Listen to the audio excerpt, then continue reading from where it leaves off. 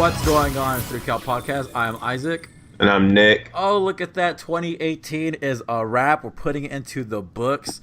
So we're coming at you with our annual traditional year-end where we give you our top 5 superstars from NXT, the main roster, and the women. Our top 5 matches from all 3, men, women, and NXT. Other little tidbits, this and that.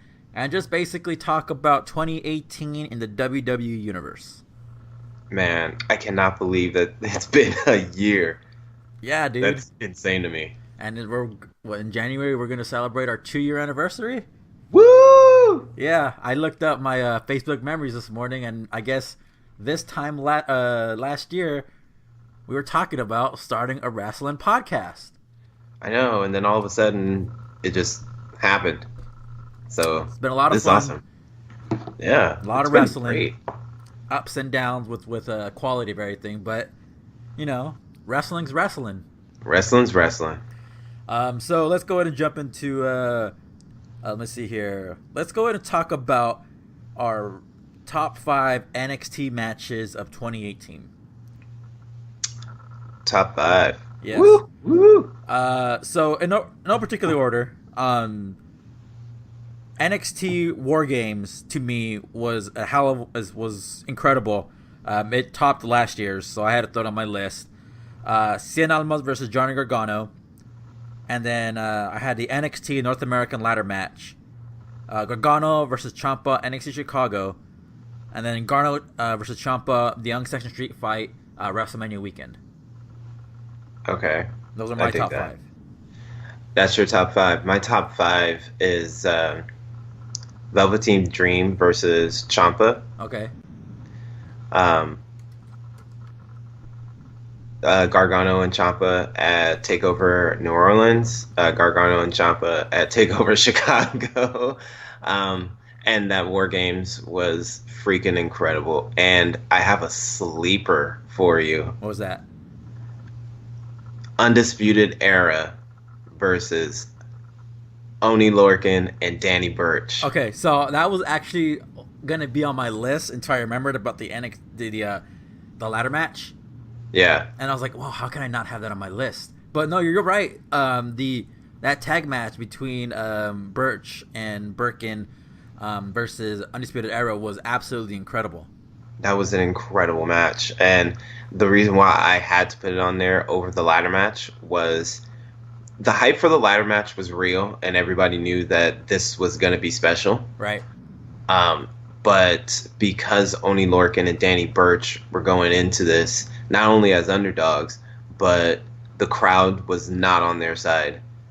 And then all of a sudden, that turn happened. They were complete underdogs, dude. That match was incredible. Super physical.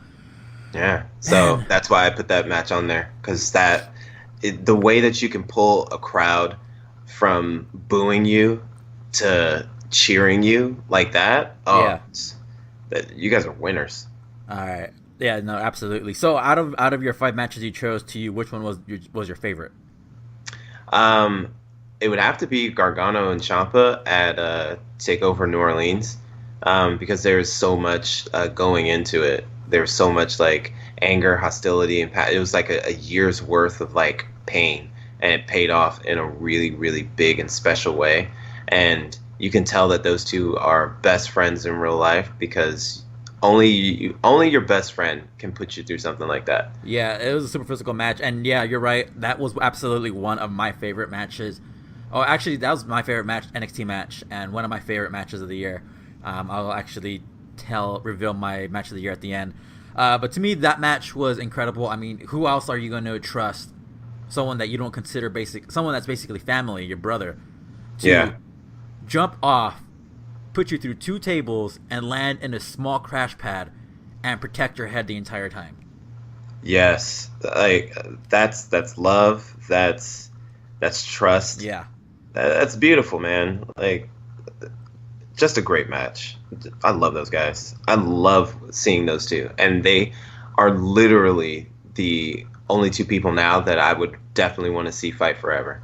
Oh, absolutely. And there are very few other guys that I would want to see wrestle as often as they do. Yeah, Now I didn't compile a NXT women's match list. me either. Just because there wasn't a whole lot of great NXT women's matches, despite how big of a fan I am of Kairi Sane and Shayna Baszler. So I just kind of threw in the good matches from NXT with the women's matches.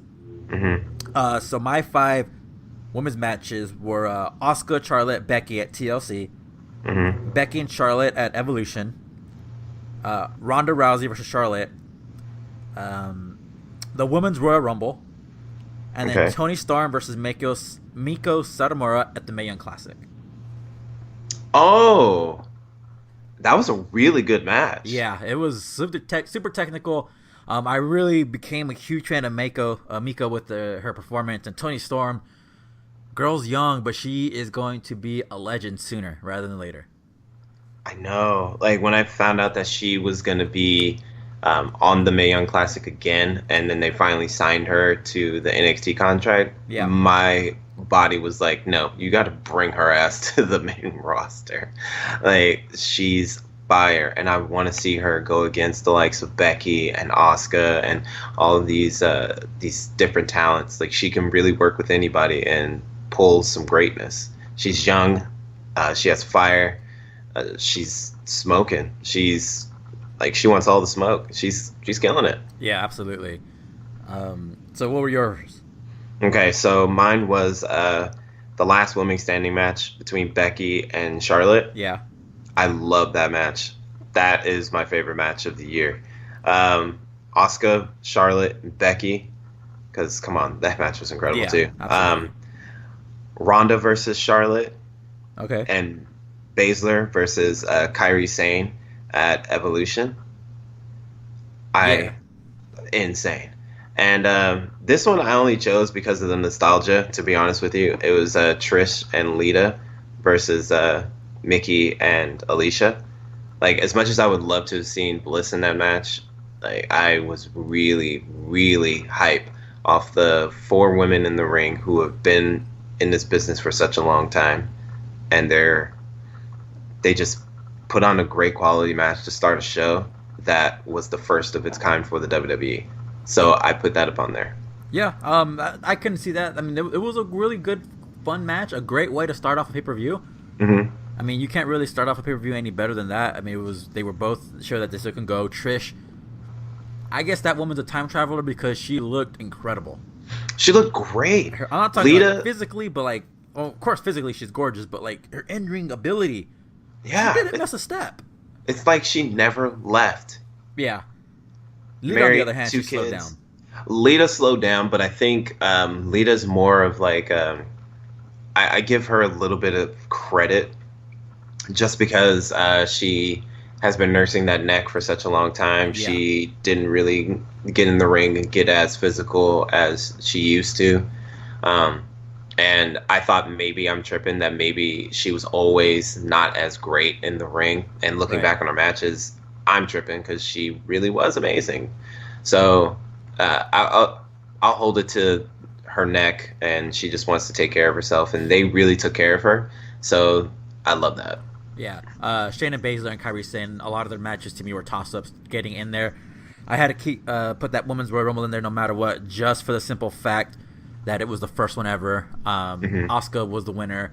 We had a lot of nostalgia, but it was still all about the women who are currently on the roster, and that was what was important. No, yeah, definitely. And I almost put Baszler and Ember Moon, their last match together. That was really good too. Yeah, That Shayna was a Baszler really good match. most definitely is going to be someone I'm looking forward to seeing on the main roster in 2019. I'm hopefully she does get called up. Yeah. But yeah, man. I mean, this basically was the year of Charlotte, Becky, and Asuka, and then Ronda was right in there with them. Yeah. Ronda's rookie year, dude, undeniably phenomenal. Yeah. Would you go as far to say Rookie of the Year? Yeah, almost definitely. I mean, I don't think of anyone that got called up to the main roster that was any better than her. No. I mean, if you can even think of anyone in their first year that did as good in the ring as her in WWE history, Kevin Owens. I mean, no, like I'm talking like no wrestling experience whatsoever. So I'm talking like Oh, The Rock, no wrestling experience. Yeah. Kurt Angle. You know, like they within a year, Rock was on the main roster. Within a year, Kurt Angle was on the main roster, but they weren't as good as Ronda. No, she has a fighting ability. Kurt Angle, I will say yes. Kurt Angle was already really good just because he was already he was an Olympic style wrestler. Right. He was a shoot wrestler. So then it made it easier for him to transition into it. And like seeing the stories and hearing how like quickly he picked up on things, it made a lot of sense for him to be as good as he is already when he first came into the ring. Like Shelton Benjamin, like prospect. Yeah. Like him being that style of wrestler, Brock Lesnar, that style of wrestler, to come into the WWE, something brand new, and they just kill it. You don't see much of that. You don't. But Ronda, no experience, none at all in the ring, no developmental at all. I love it. She worked with Natty, she worked with Shayna, she worked with Smiley, a few other guys, and she made her debut at WrestleMania, dude. I mean, it doesn't get any bigger than that. It doesn't. It does not. Let's talk about our the guys for the main roster matches, 5 matches of the year. So I had Seth versus Miz at Backlash for the Intercontinental title. To me, that was a hell of an underrated match, and the Miz showed he could go. Yeah. Buddy Murphy, Mustafa Ali, 205 Live, AJ Styles, Samoa Joe at Super Showdown, Daniel Bryan versus Brock Lesnar Survivor Series, AJ Styles versus Daniel Bryan at TLC. Okay. I like that a lot. And I like that you added Daniel Bryan and Brock Lesnar. Dude, it was, to me, like, because I watched Total Divas and Daniel Bryan was like, you know what, if I ever got to wrestle Brock Lesnar, I would move around on the ground like a wild animal, try to throw him off his game. And the fact that Daniel Bryan went heel and only made it better. Yeah, it only made it better because you heard the fans booing the man because he was more hateable than Brock Lesnar. Yeah. That's incredible. That's incredible because he just turned heel like the other day. So it was like that's crazy. Okay. So we have pretty much the same list. Excuse me. I have AJ Styles and Samoa Joe at SummerSlam. Okay. Just because the hype, the bars back and forth, and then that last line, like "I'll be your new daddy." Oh, come on. Just the psychological warfare made that match so good, right? And I was very invested into it. The match itself was not as perfect, but damn near close to it. Like it was a good great. Match. Absolutely, it was a great match. Seth, Miz, and Finn at WrestleMania. Okay, I really liked that match, and it didn't get what it deserved, but it was great. You know what's crazy about that match? It was what? The match that we had at 2017, that Monday Night Raw we went to, that we absolutely loved too. Yeah, and then they did it again at Mania. And that was crazy because that was for number 1 contendership for the IC title that night. Yeah. And then now we're getting it again, but this time it's for the title. Right. And oh man, that was a good match. Seth and The Miz. I also put Daniel Bryan versus Brock because that was a great match. But my fifth was Daniel Bryan versus The Miz. The first one. Okay. Because that was good. Did anybody expect The Miz to wrestle a wrestling match? Right. Like, I was like, oh, okay. The Miz. Where have you been? And I loved it. I thought that was a fantastic match. And I have one match that I kind of added in there, but I think it deserves its due. It was the gauntlet match on Raw where Seth freaking Rollins went over an hour. That was performance to me. If I was going to go and pick one performance of the year, that was like, oh shit, that was incredible. It was Seth Rollins doing that gauntlet match because it was absolutely, positively incredible because he put on basically, was it 5 matches in an hour?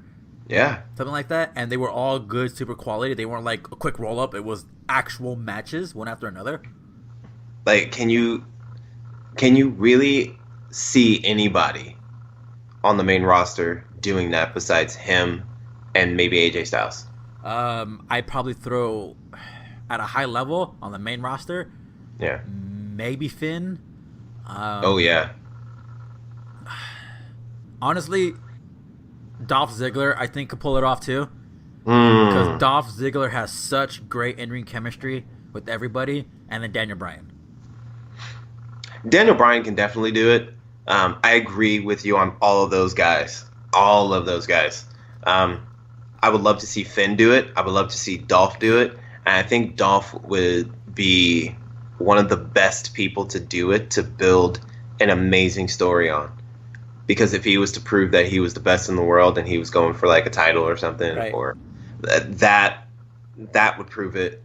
And I think that whatever people's gripe is with Dolph Ziggler, they need to let that go. Right now. I don't think the fans really have it, but I think the fact that he's been around for so long and really hasn't missed any time might be an issue with regular fans. I feel that, but I was talking to a friend, and he was like, Dolph Ziggler is the Wale of wrestling. And I said, you damn right.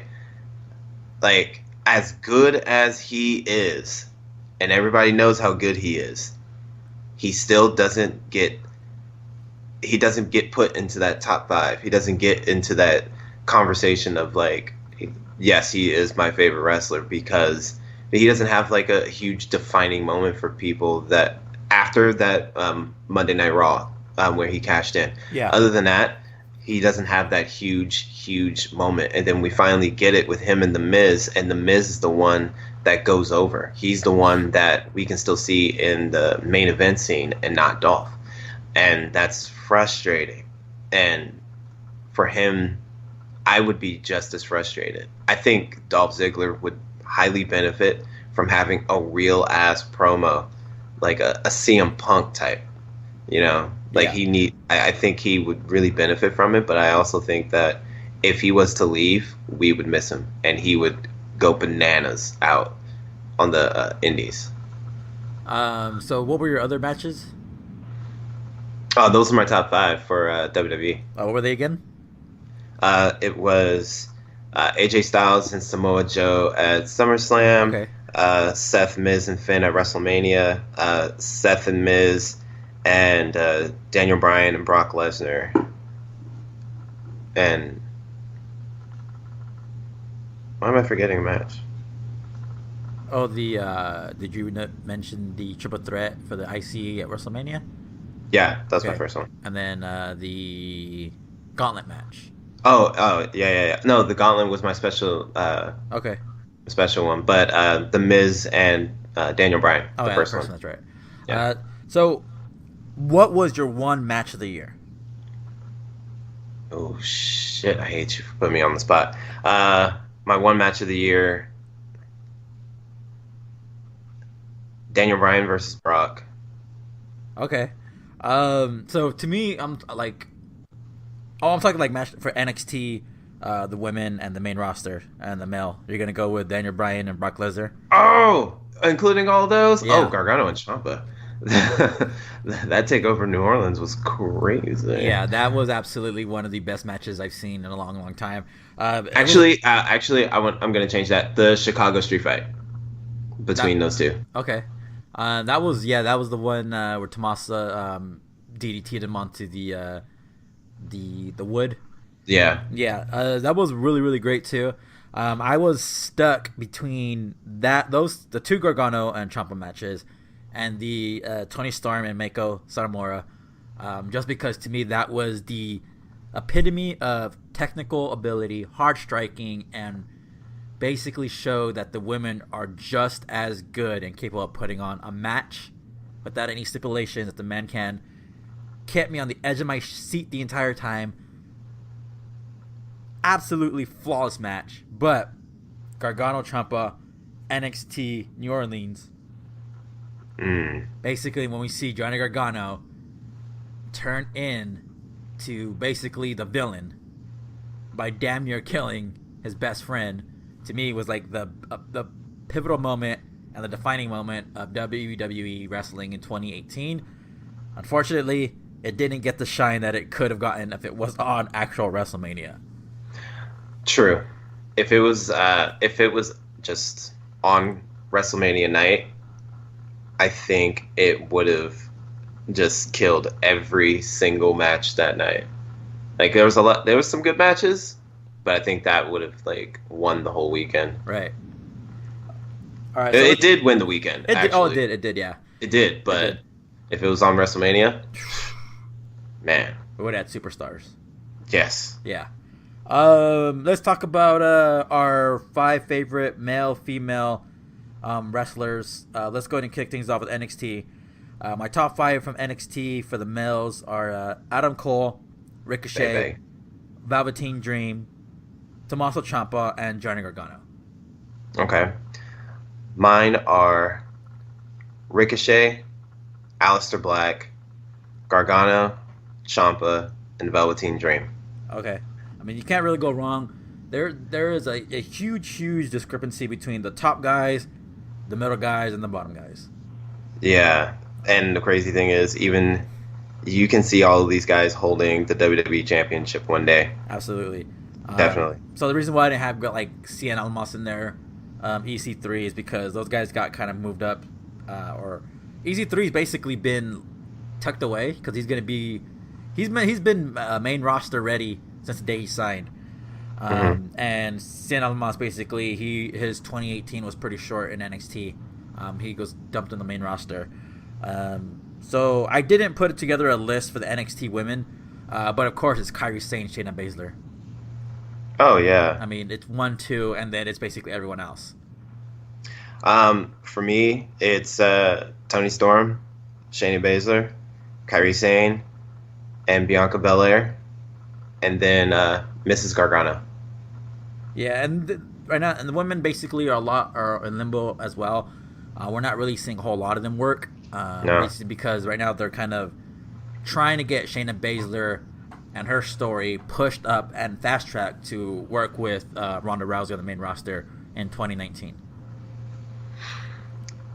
And if reports are true, then it's not going to happen at WrestleMania, but it could be introduced then. I think it might be introduced then and then worked on at Survivor Series, building up to a 2020 Mania match. I can see that. Yeah. Or even starting at WrestleMania, a little something at Backlash, and then probably onto SummerSlam. Yeah. Yeah. But Jessica Duke and the other one, basically, I mean, they're already on NXT TV, dude. I know, and they're not actually that bad. They're not doing bad at all. I mean, they're basically learning. They're just learning. I mean, they were being an MMA fighter and making the transition is basically going to be the story of 2018. You're going to see a lot of MMA fighters transitioning to pro wrestling. You are on the indie scenes. I mean, you have Phil Baroni, the New York Badass, who's kind of killing it on the indie scene right now. You have basically the Bro, who's going to kill on NXT. Bro. Yeah, you got Ronda Rousey. You got Brock Lesnar. You got Shayna Baszler. There's a Ruthless Robbie Lawler. Is it Ruthless Robbie Lawler?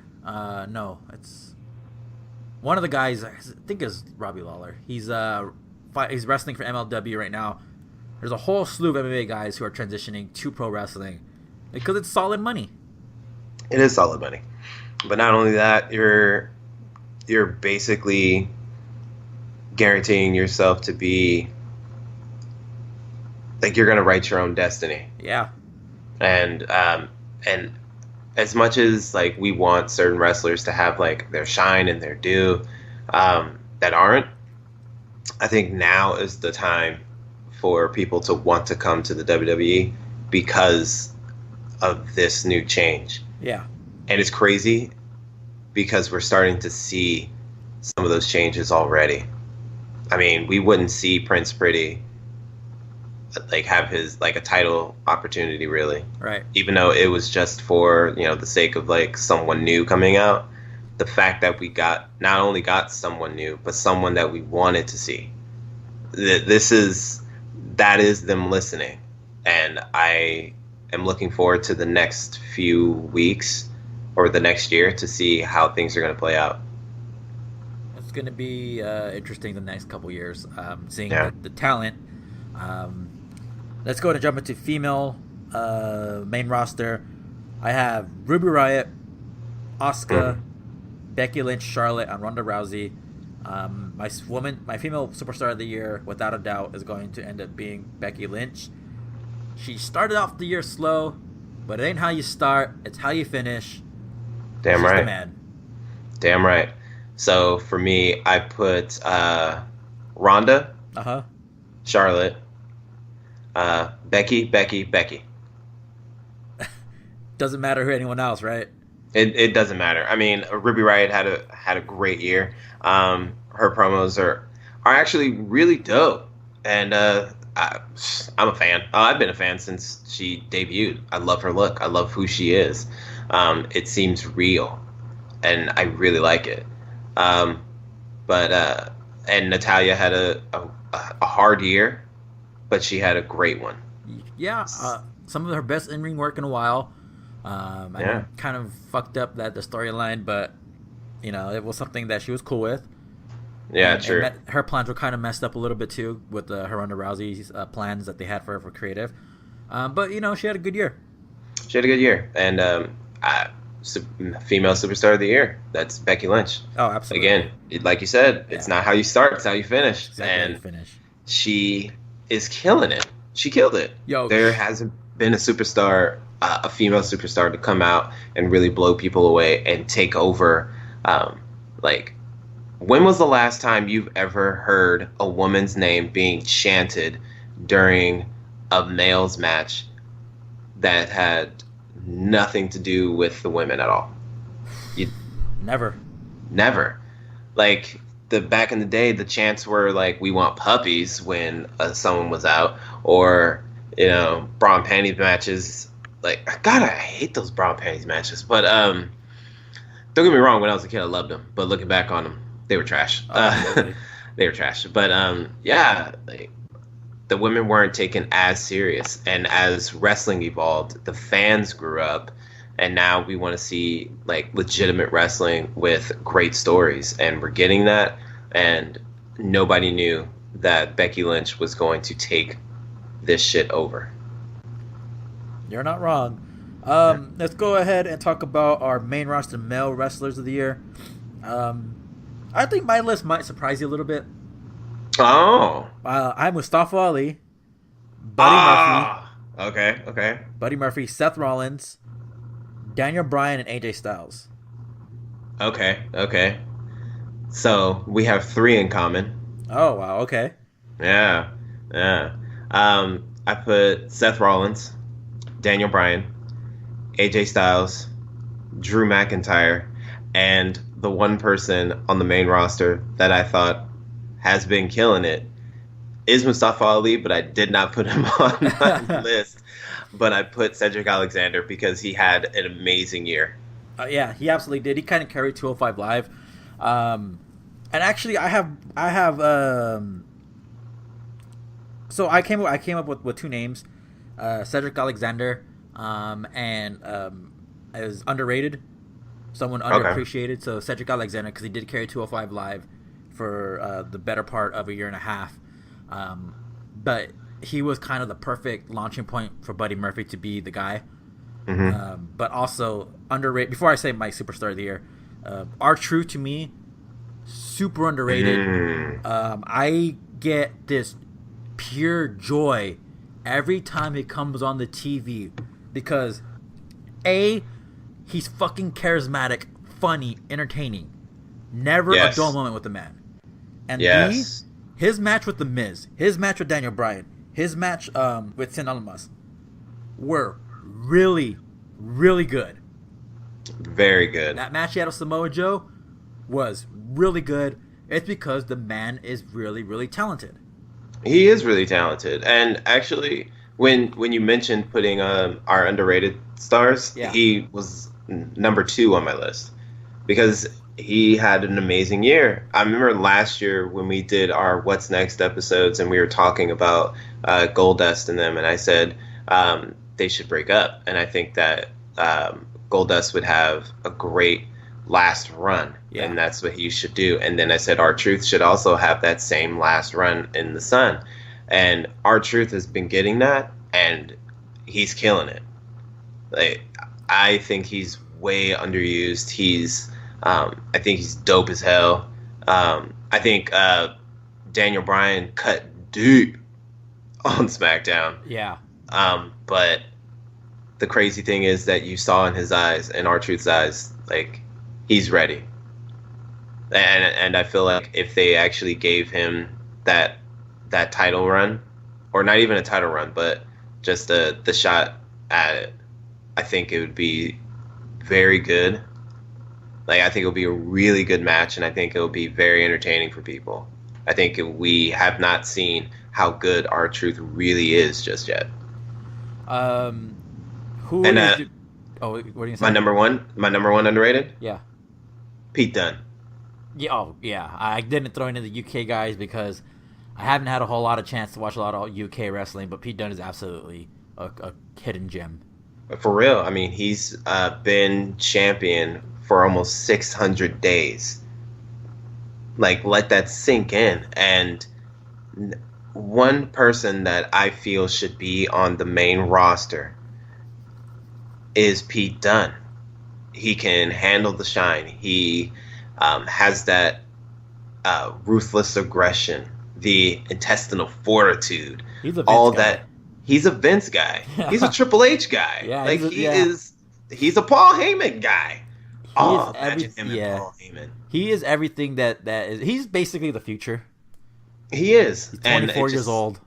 It just sucks that he's not pigeonholed in the UK scene. I know he's choosing to be there because, you know, he has a family, he has a life, and that's where he wants to be, and Yeah. he likes seeing in that availability and freedom to do whatever he wants. But I think to catapult him, I think he would have to come to the main roster. But at the same time, we're seeing now in this new age that you don't need the WWE to be great. But I think that it helps. But if you could be great in the WWE, that just means you're the best out there. Yeah, and I would pay every damn dollar I have to watch Pete Dunne and Samoa Joe. Your tag team of the year, For main roster? just in general. I only chose a tag team of the year, one, and I took everybody into consideration just because the tag division Again, is a little yeah. mediocre, other than the top tier guys.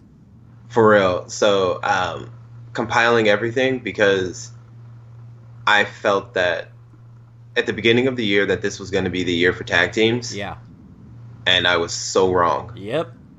So wrong. But my tag teams, I'm just going to compile the two lists that I have together. Okay. And it's I have the Usos, the New Day, the Bar, Undisputed Era, and Mustache Mountain. Okay. My tag team of the year, I just went with one name, and it was the Usos. In-ring work, mic work, character work, everything to me. I think this was kind of like the last 2 years, but this year in particular, where the Usos kind of they actually found their stride completely as characters, but their in-ring work basically kept on getting better and better and better, showing that even though they've been doing this for almost a decade, Yeah. that they are basically the elite tag team throughout the world, because I don't think in any organization that anyone can put on as great of a match in any situation, whether it be a ladder match, a TLC match, a tables match, straight up wrestling match, cut a promo, sell, moveset, everything as good as the Usos. True. And a lot of people are talking about they want to see the New Day versus the Elite. I want to see the Usos versus the Elite. I want to see the Usos versus Nick and Mark. I want to see the Usos Nah. versus the Golden Lovers. Yes, I want to see. guarantee you'll tear it down. I want to see the Usos versus the Guerrillas of War, Yeah, right? Gorillas of Destiny. Destiny, thank you. I want to see them. Like Yeah. oh my gosh, I love Tama Tonga. Yo, I, he's been fucking burying what culture as of late. oh my gosh, ha, first off, what culture? They need to just sit in the corner and just take this L. Like I was like, I'm a fan of what culture too, wow, but when Tamatonga said what culture has been dead since last year, talking about when everybody left, I was like, yeah. It's fuck. like, damn. I mean, this man, Tama Tonga is burying people. Oh, dude, my man gives zero fucks. Zero. Zero Like, fucks. I'm waiting for the day he responds to something Becky Lynch says. I'm waiting. Excuse me, because that man is just insane. So, Tama Tonga is also my Twitter shit talker of the year. You know what? Oh man, Yeah, dude, his Instagram and Twitter posts are fucking fantastic. But fantastic. he's a good dude. I mean, when Roman Reigns made his announcement, Tamatonga basically put all his shit talking aside. Was like, why I be fucking around on here talking shit, and I really respect and love the guy, and I really wish him all the best. I mean, they're not related, but they run in the same circles. They technically are related Well, he's because adopted, Tama but is yeah. adopted. Yeah, but they're family Yeah. at the end of the day. But yeah, to me, I would have loved it if he would have said all those nice things and he ended it with, "But when you're better, I'm still gonna kick your ass." Like I think he even said that. I think he said like, when you get better, so, I want to wrestle you. like I think Tama is. I don't know if he'll ever leave, but if he does, man, the WWE would be the best landing spot for him. Absolutely. He's gonna like light this shit on fire, and then to reunite with the OGs. Oh yeah. Who was your biggest disappointment of the year? Dog. My biggest disappointment, and it's not his fault. Actually, no.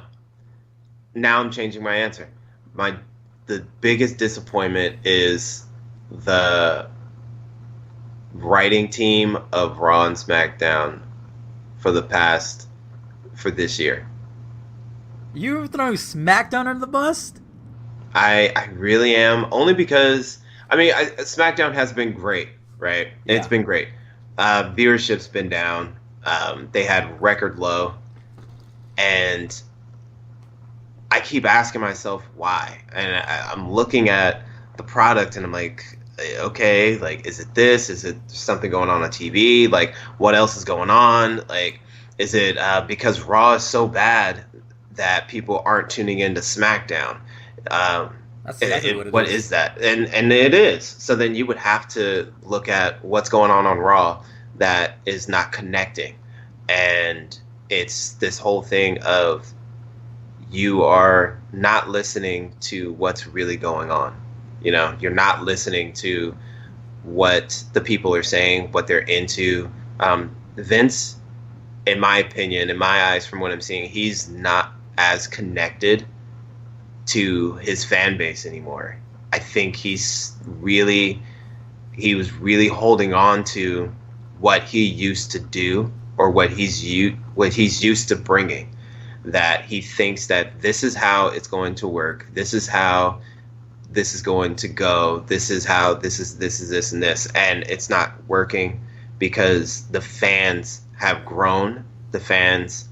These are fans that watched it since they were kids. And when you have somebody who is telling you when you're younger, this is how things go, you feed into it. But then that person grows up and you're telling them the same thing, it's not gonna hit. And this whole thing that he's been trying to like say no to is the writers being connected to what's going on with the fans, what they want to see, what they're trying to hear. Social media is huge, and it can help. But I think that with the way that everybody knows how Vince, or how he wants things done, I think it's been shooting them in the foot. So we're seeing experimental things work, and then we're seeing the same old thing not working. Right. And I have to, that is my biggest disappointment, because I was gonna say it was Dolph Ziggler, but then it's not Dolph Ziggler's fault. You can't expect him to shine and to kill it when you're not giving him and the fans what they deserve to see. And I'm not saying he deserves to be a champion, he deserves to be the main event. I'm saying we need to see what Dolph Ziggler can really do. We need to see what a lot of these guys on the roster can really do. 205 Live was killing it for a while because they were putting on, once they got in that GM, they were putting on amazing match after amazing match after amazing match. We're kind of seeing the same things, but we're seeing something different. NXT is winning because they are keeping up with the fan demand, and Raw isn't doing that. SmackDown isn't doing that. Like, we're seeing different types of matches because we're seeing different types of people on SmackDown, and it's working for us, but it's not catching on with the viewers. Why? Because they're not watching, because they assume they're going to get the same thing over and over because they saw Raw. So I think the writing has to change. The stories have to change. I think they have to get in touch with the fans and really listen. I know they said it last week and we saw a little bit of differences, a little bit of change, Right. but really need to see that you're really paying attention. Our dream matches are not necessarily your dream matches. So to me, my biggest disappointment is Bobby Lashley and That too. Why did I just go blank? Bobby Lashley and Renee Young's husband, Dean Ambrose. Yeah. So to me, those two guys, I had super high hopes for them. They kind of missed the mark. I know Dean Ambrose came back from injury. The heel turn was great, but to me, he finished off the year weak. And Bobby Lashley's just been a miss. Destruction Armageddon, basically. Again, you're not wrong. It was all creative. They were ultimately the ones in control. Yes. And they missed and swung on everything. They really did. It was just a huge swing and a miss. Like, this was very disappointing. And like, Bobby Lashley should not be just an act. Like, I see it.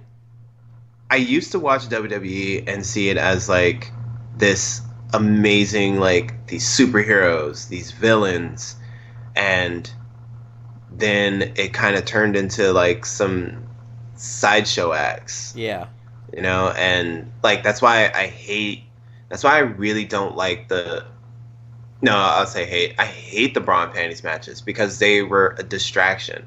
Those women, how do you know that those women would not have been great? You know? Like, how do we know Kelly wouldn't be like this amazing superstar if she really like got that opportunity to like train harder and put on like really good technical matches? How do we know that Melina would not still be in the company, like being like a 7-time champion? You know? Yeah. Like Gail Kim's was fighting for what the WWE Women's Division is now. Right. And like, no one took her seriously. And I think there's a story or an interview out there where they asked her what Triple H said to her when she left, and she said, "This is what I want from women's wrestling." He said, "Don't worry, one day we'll get it." And then they got it. And I really wish that Gail Kim was here for that. I really do. But I forgot what I was saying. God damn it. I think my point is that this has been very disappointing. This whole year was very disappointing. We got a lot of great matches from NXT and obviously the ones that we're talking about now, but I think it was very disappointing creative wise when it came to the shows and the build ups. And I would say hold off your judgment a little bit on Dean Ambrose. I feel like something big is coming. I just think it's taking a minute. Let's see here. So, who was your superstar of the year? Oh, Seth Rollins. Okay, yeah.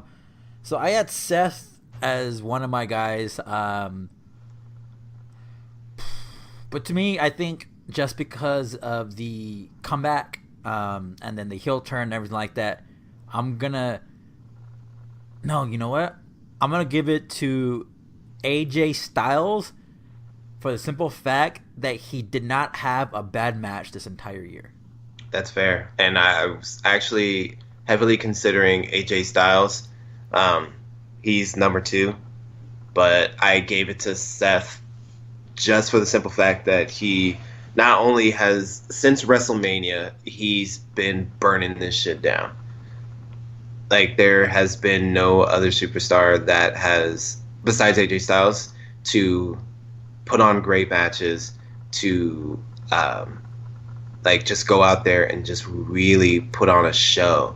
Like, you see the love. And AJ Styles, you see the love. Daniel Bryan, you see the love. That they're my top 3 because they have so much love for the business. They have love for wrestling. They have love to the fans, and they want to give so much. And when the ratings were falling, you can see it hurt Seth in the long run. It hurt him. Like, he cares. So he wanted to go out and put on more and like give more.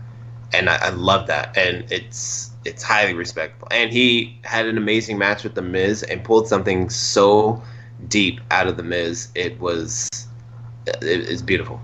It was beautiful. All right. Who for 2019? Your prediction? Who is going to be your breakout star in 2019? Velveteen Dream. All right, that was it. That was mine too. Velveteen Dream. I think Velveteen Dream is gonna. The reason why he's still down at NXT is because I have a feeling he's gonna win that title and he's going to get that massive pop. Hopefully, it happens at Mania, and hopefully by the end of 2019, he's on the main roster. I was thinking that too, but I think that he's going to win the Battle Royal at WrestleMania weekend. Wow. All right. Yeah. Like, I'm going big. I think because they usually put in like 1 or 2, NXT superstars, but I think he's going to put it, I think Velveteen Dream is going to go in. I think he's going to win. I think he's going to steal the show, and I think that he's going to just 2019 is his. No matter what title he ends up picking up first, I think it's going to be his, and I think he's going to have a lot of fun. Let's see here. So was there anything else? Match, tag team, superstar, woman, male, underrated. No, I think we got it all. Oh, well, we talked about it off scene, but best rivalry. Oh, so best rivalry to me was Johnny Gargano and Tommaso Ciampa. Definitely, and I put like I told you, Velveteen versus Vince. I mean, that's so funny to me. Yeah, I mean, fuck, he wants on the main roster so bad. I mean, he's young, dude. He's going to be 22, I think, next year. He's just one of those guys to me that clicks on all cylinders and is absolutely special. He's special. Yeah. He's that rare talent. What match do you want to see next year? Ooh, a matchup I really want to see.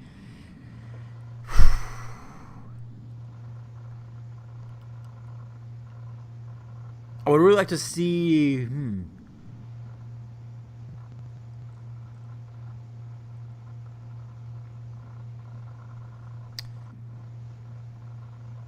Roman Reigns versus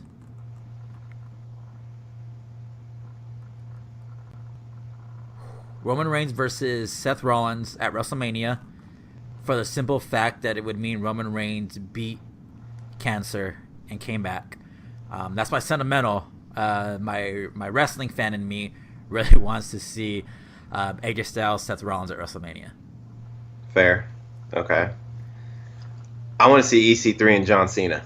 Yes, that's a great one right there. EC3 has been getting a lot of comparisons to John Cena by a lot of different people. I'm not talking about like WWE guys. I mean, EC3 carried Impact TNA Wrestling through some dark times, man. The guy looks like $1 million. He acts like $1 million. He can cut a promo. I can see it. I definitely can see it.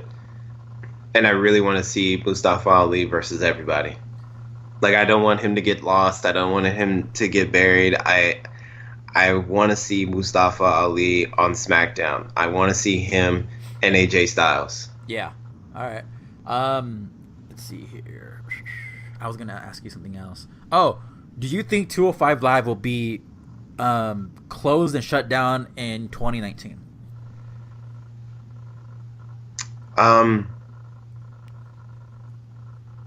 No. I don't think so. I think it's going to be a tough year. But the way that it closed out this year, you can see that it's kind of hurting. Yeah.